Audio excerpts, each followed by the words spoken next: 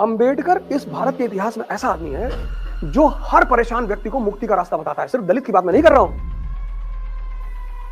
अंबेडकर 20वीं शताब्दी का बहुत महान आदमी है। बहुत। जय भीम का नारा बहुत प्यारा है। तो जय हिंद का नारा है, सिर्फ जय भीम का नारा है। अंबेडकर ने सिद्धांत बताया सवर्णों के सर पे बैठने का। तुम घोड़ी पे बैठने के लिए परेशान हो?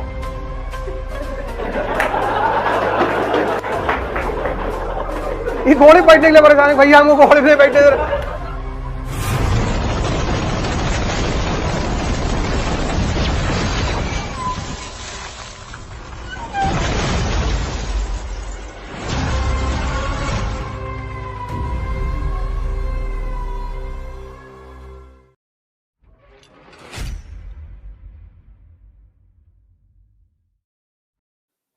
हीरो मतलब वो आदमी जिसने विषम परिस्थितियों में संघर्ष किया। अंबेडकर, उसकी जीवनी पढ़ोगे ना तो कहीं कहीं रोने लगोगे। गांधी, भगत सिंह, जैसे हमारे देश के बड़े सारे राजनेता कहते हैं कि मुसलमानों ने हिंदुओं को बहुत परेशान किया है। कब नहीं किया है? हाँ, तो कब किया है? नहीं किया है, अब हम लोग को नहीं पता है कब किया। अबे तो भैया हमको भी बता दो कब किया है। नहीं, ब्राह्मणों ने दलितों को बहुत सताया है। कब नहीं सताया है? अरे तो भैया हमको बता दो, हम भी तो जाने कब सताया है। नहीं, वो दलित अगर वो पढ़ लेता था रामायण तो उसके कान में खौलता हुआ शीशा डाल देते थे। अच्छा, कब? नहीं वो सब छोड़ो, कब? अरे हमको भी बताओ, हम भी तो जाने। हाँ, क्या बहुत अच्छा सवाल किया तुमने, बहुत बढ़िया। घोड़ी पे क्यों बैठने नहीं? अंबेडकर को मना कर पाए? मेरी बात सुनो, अंबेडकर को मना कर पाए? नहीं मगर पाए। क्यों? क्योंकि जिन्होंने अंबेडकर की बात नहीं मानी आज वो परेशान है। अंबेडकर की कौन सी बात? अंबेडकर की वो बात, एक स्टेटमेंट में उस आदमी ने दलित मुक्ति का संविधान बताया। एक स्टेटमेंट, एक। तुम घोड़ी पे बैठने के लिए परेशान हो?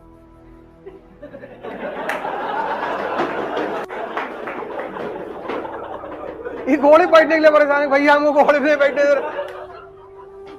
अंबेडकर ने सिद्धांत बताया सवर्णों के सर पे बैठने का। अंबेडकर ने सिद्धांत बताया सवर्णों के सर पे बैठने का, और बैठ के दिखाया, सिर्फ बताया नहीं, दिखाया। पता है क्या सिद्धांत था? एक लाइन में उस आदमी ने कहा कि शिक्षा शेरनी का दूध है, जो पी लेता है वो दहाड़ता है। तुम घोड़ी पीछे भागे जा रहे थे।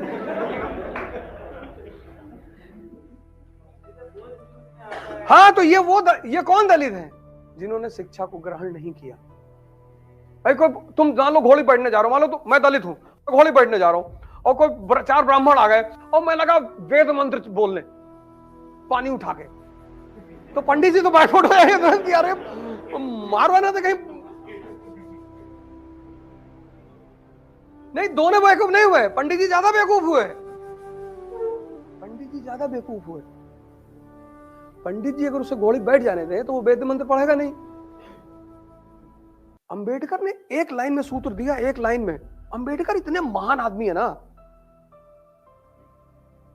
अंबेडकर इस भारत के इतिहास में ऐसा आदमी है जो हर परेशान व्यक्ति को मुक्ति का रास्ता बताता है। सिर्फ दलित की बात मैं नहीं कर रहा हूं।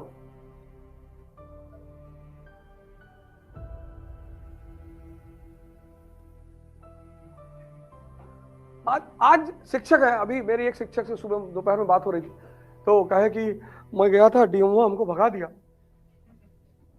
हमने कहा यार तुम ऐसा करो, तुम हिमालय चले जाओ यार। एक शिक्षक बुद्ध है, अजात शत्रु के दरबार में जा रहे हैं, अजात शत्रु सिंहासन से नीचे उतर आ रहा है। ज्ञान शक्ति है, इंफॉर्मेशन नहीं, ज्ञान।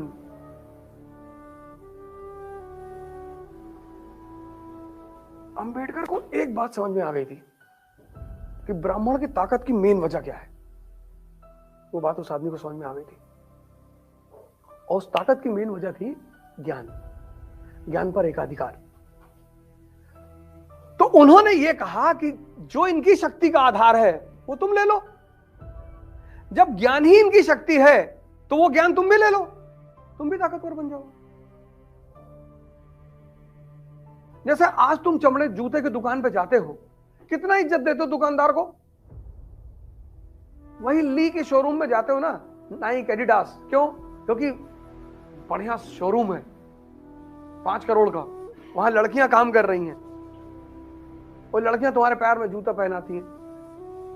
कहती सर आप एकदम सलमान खान की तरह लग रहे हो। बोले 2-4 जूता और दे दो। वही जो हमारे यहां का चर्मकार है, जूता बना रहा है, उसको तुम नीच भाव से देख रहे हो। बात तो बराबर ही है ना। तुम ली की जीन्स पहन रहे हो, वो कपड़ा है, ली के मालिक को तुम बड़ी इज्जत कर रहे हो, लेकिन हमारा जो जुल्हा है उसको तुम कह रहे हो नीच जाति का है। जाति व्यवस्था खराब नहीं थी, जाति व्यवस्था में जो उच्च नीच का भाव पैदा हो गया, ब्राह्मणों को एक भ्रम पैदा हो गया कि हम ज्ञान की वजह से श्रेष्ठ हैं। नहीं, तुम ज्ञान के दान की वजह से श्रेष्ठ हो। समझो मेरी बात को। ब्राह्मण ज्ञान की वजह से श्रेष्ठ नहीं है। तुम हमसे आए, सीखे और आईएएस बन गए, तभी तो इज्जत करोगे। मुझको बहुत पता है, लेकिन मेरे ज्ञान से तुमको कोई फायदा नहीं हुआ, तो तुम मेरी इज्जत क्यों करोगे? ब्राह्मण इस देश में क्यों फंस गया? ब्राह्मण ने सोचा कि मेरा ज्ञान मेरी ताकत है। तुम्हारे ज्ञान के दान, ऐसे मुझसे क्या मतलब? इस क्लास में कौन बैठा हुआ है? ब्राह्मण बैठा है कि दलित बैठा है कि मुसलमान बैठा, मुझसे क्या लेना देना है? मुझसे क्या लेना देना है? तो ब्राह्मण को एक भाव पैदा हो गया कि हम उच्च के हैं। अंबेडकर को क्लास के बाहर बिठा देते थे, तब भी वो बंदा पढ़ता था। क्या जज्बा रहा होगा पढ़ाई का। अभी तुमको क्लास के बाहर बैठा दें, कल से आओगे ही नहीं। ये हम जो है शुक्ला हैं।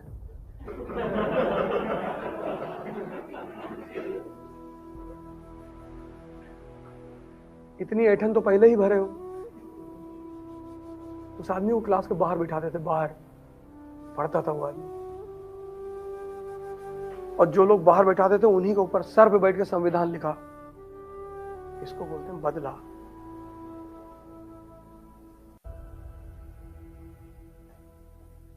अंबेडकर 20वीं शताब्दी का बहुत महान आदमी है, बहुत। उस आदमी को कंपलसरी करना चाहिए हिंदुस्तान में। जय भीम का नारा बहुत प्यारा है, फिर जय हिंद का नारा है, ऐसे जय भीम का नारा है। लेकिन मेरे लिए जय भीम का नारे का मतलब है दुस्साहस, डेयरनेस। मेरे लिए जय भीम मतलब ये नहीं कि मैं अंबेडकर को फॉलो करता हूं।